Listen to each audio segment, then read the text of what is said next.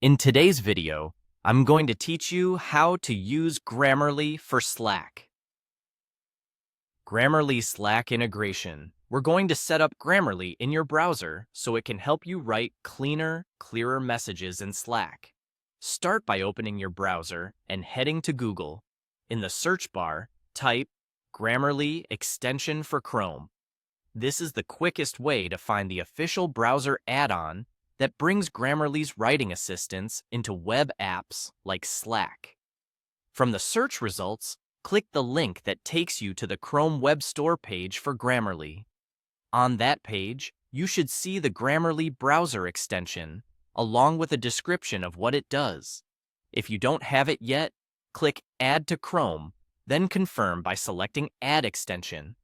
Chrome will download it and place the Grammarly icon in your extensions area near the top right of the browser. If you already have it, you're all set. Just make sure it's enabled. Pinning the icon can be handy so you can quickly check its status while you work. With Grammarly installed, go to the Slack website in the same browser. Open your workspace, then navigate to any channel or direct message where you want to compose a note. Click into the message box to start typing. As you type in Slack, Grammarly will automatically scan your text. You'll see underlines where it finds issues, or a small Grammarly icon may appear depending on your settings. Click an underline to open a suggestion. Grammarly will show you a quick explanation, the recommended fix, and sometimes alternate edits to improve clarity or tone. If the suggestion makes sense, click to accept it, and Grammarly will apply the change for you.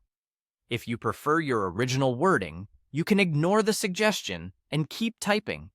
You can also modify your text manually based on what Grammarly explains. Its brief notes make it easy to understand why a change is recommended.